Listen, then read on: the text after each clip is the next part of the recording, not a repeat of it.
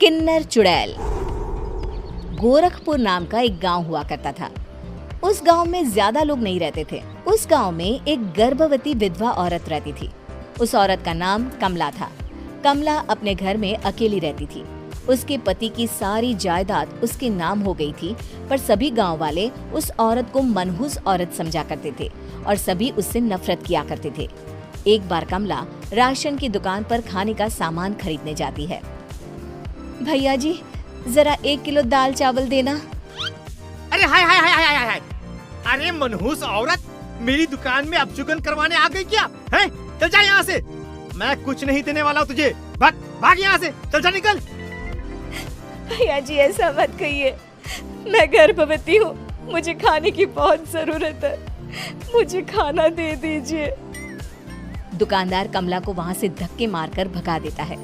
तभी कमला रोते रोते उस गांव के किन्नरों के इलाके में आ जाती है। गांव वाले किन्नरों को उसी इलाके में रखा करते थे, क्योंकि वो लोग किन्नरों को पसंद नहीं करते थे और उनके इलाके में रहने से मना करते थे। तो किन्नरों ने उसी गांव में अपना एक इलाका बना लिया था। जब किन्नर लोग देखते हैं कि एक गर्भवती महिला रोते रोते उनके इलाके में आ गई है, तो सारे किन्नर कमला के पास जाकर उसका हाल पूछने लगते हैं। क्या हुआ बहन, तुम्हारी गर्भवती अवस्था में इतनी बुरी हालत कैसे? तुम रो क्यों रही हो? तुम डरो मत, हम तुम्हें कोई नुकसान नहीं पहुंचाएंगे। तुम शांत होकर सब बताओ कि हुआ क्या है। मैं कमला हूँ, मैं गांव के दूसरे इलाके से आई हूँ। 2 महीने पहले ही मेरे पति की मौत हुई है। मुझे गांव के लोग मनहूस मानते हैं, क्योंकि मैं विधवा हूँ और गर्भवती भी।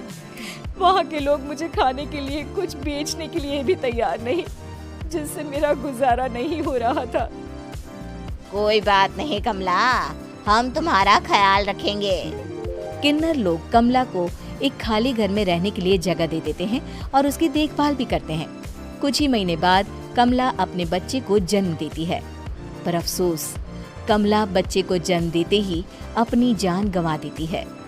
जब सब किन्नर बच्चे को देखते हैं तो बहुत खुश हो जाते हैं, क्योंकि वो बच्चा भी किन्नर ही था। कमला ने एक किन्नर बच्चे को जन्म दिया था। अब इस बच्चे की देखभाल कौन करेगा? हम तो इस बच्चे को गांव के दूसरे इलाके में भी नहीं भेज सकते।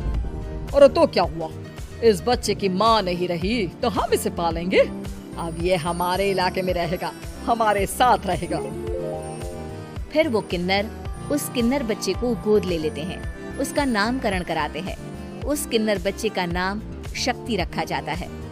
देखते ही देखते शक्ति बड़ी होने लगती है। उसके रंग रूप बहुत सुंदर थे। वो बहुत सुंदर किन्नर दिखती है। एक दिन शक्ति एक किन्नर से पूछती है, माँ जी सुनिए ना, ये गांव के दूसरे इलाके में भी तो लोग रहते हैं, तो हम वहाँ क्यों नहीं जाते? हम उनसे अलग क्यों रहते हैं? शक्ति, क्योंकि वो लोग हमारे जैसे नहीं, वो लोग हमें पसंद नहीं करते, इसीलिए हम उनसे अलग रहते हैं। क्यों? वो हमें क्यों पसंद नहीं करते? मुझे एक बार उस इलाके में जाना है, मैं एक बार वहाँ जाकर घूम कर आऊं। शक्ति, खबरदार, जो तू उस इलाके में कभी भी गई तो अपनी जान नहीं गंवाना चाहती तो उस इलाके में कभी कदम भी नहीं रखेगी, समझी? इतना कहकर वो किन्नर वहाँ से चली जाती है। शक्ति उस किन्नर की बात सुनकर बहुत रोती है। माँ जी, ऐसा कैसे कह सकती है? उन्होंने इतनी सी बात के लिए मुझे इतना डांटा। अब तो मैं उस इलाके में जरूर जाऊंगी। फिर एक दिन शक्ति गांव के दूसरे इलाके में चुपके से जाती है। ये लोग तो हमारे जैसे ही इंसान हैं, तो ये हमसे नफरत क्यों करते हैं? जब शक्ति उस इलाके में पहुंचती है तो गांव के सारे आदमी उसके रूप से मोहित हो जाते हैं। वो लोग ये अंदाजा नहीं लगा पाते कि वो किन्नर है। शक्ति की सुंदरता देखकर सारे गांव वाले उसकी तारीफ करने लगते हैं। तभी गांव का चक्कर लगाने गांव के जमींदार का बेटा हर्ष वहां पहुंचता है। हर्ष भी दिखने में बहुत सुंदर होता है। जब हर्ष ने शक्ति को देखा तो वो भी उससे मोहित हो गया, और जब शक्ति की नजर हर्ष पर पड़ी तो वो हर्ष को देखकर मोहित हो गई। आपको पहले कभी इस गांव में देखा नहीं। इस गांव में आप नए हैं क्या? जी नहीं, वो मैं बस। तभी शक्ति बोलते बोलते रुक जाती है और मन में सोचने लगती है, अगर मैंने इनको बता दिया कि मैं दूसरे इलाके से आई हूँ तो वो समझ जाएंगे कि मैं किन्नर हूँ, इसलिए मुझे इनसे झूठ ही बोलना पड़ेगा। शक्ति हर्ष को कहती है, जी हाँ, मैं इस गांव में नई आई हूँ, यहाँ अकेली रहती हूँ।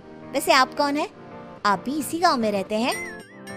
जी हाँ, मैं इस गांव के जमींदार का बेटा हूँ। आपको किसी भी चीज की जरूरत पड़े तो आप मुझे बता देना, मुझे अच्छा लगेगा। ऐसे ही शक्ति और हर्ष एक दूसरे से रोज मिलने लगते। वो दोनों अपने प्यार का इजहार करने एक दूसरे से मिलने जाते हैं। तभी शक्ति का पीछा करते करते एक किन्नर वहाँ आ जाती है। शक्ति, मैं तुमसे बहुत प्यार करता हूँ। मैं तुमसे शादी करना चाहता हूँ। क्या तुम मुझसे शादी करोगी? हाँ हर्ष, मैं तुमसे शादी करूंगी, पर मैं तुमको अपने बारे में एक सच्चाई बताना चाहती हूँ जो मैंने तुमसे छुपा कर रखी है। तभी उनके बीच में ही वो किन्नर आ जाती है। शक्ति, तेरी हिम्मत कैसे हुई ऐसा करने की? वो किन्नर शक्ति को खींचकर गांव के जमींदार के पास ले जाती है। हर्ष भी वहां शक्ति को बचाने के लिए पहुंच जाता है। जमींदार शक्ति और हर्ष के प्यार के बारे में सुनकर गुस्से में आ जाता है और शक्ति को गांव के बाहर निकालने की सजा देता है। शक्ति ये बात सहन नहीं कर पाती और कुएं में कूदकर अपनी जान दे देती है। जमींदार हर्ष की शादी गांव की एक लड़की से करवा देता है, पर हर्ष इस शादी से खुश नहीं होता। शक्ति अपना बदला लेने के लिए मरने के बाद किन्नर चुड़ैल बन जाती है। अब मैं इन गांव वालों को नहीं छोड़ूंगी, अब इनसे मैं अपने प्यार का बदला लूंगी। किन्नर चुड़ैल गांव वालों को परेशान करना शुरू कर देती है। एक बार वो रात को गांव के खेतों में पहुंच जाती है और वहां आग लगा देती है। सारी फसल जल के राख हो जाती है। जब एक आदमी रात को उठकर देखता है कि खेत में आग लग गई है तो वो वहां पहुंच जाता है।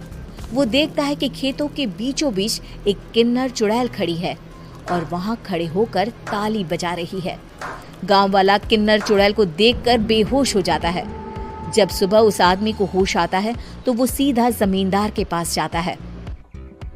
अरे जमींदार साहब, अरे वो किन्नर चुड़ैल ने मेरी सारी फसल जला दी। अब मैं क्या करूंगा? क्या होगा मेरा? जमींदार चुड़ैल किन्नर का नाम सुनते ही सब कुछ समझ जाता है। अब वो बहुत डर जाता है।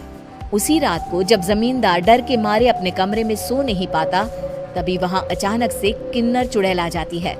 किन्नर चुड़ैल जोर जोर से जमींदार के आगे खड़ी होकर हंसने लगती है और ताली बजाने लगती है। जमींदार उस डरावनी किन्नर चुड़ैल को देखकर बहुत डर जाता है।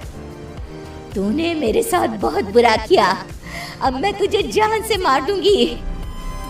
नहीं नहीं नहीं नहीं नहीं, मुझे माफ कर दो, मुझे मत मारो। मैं कभी ऐसा दोबारा नहीं करूंगा। अब तुम जो बोलोगी वही मैं करूंगा।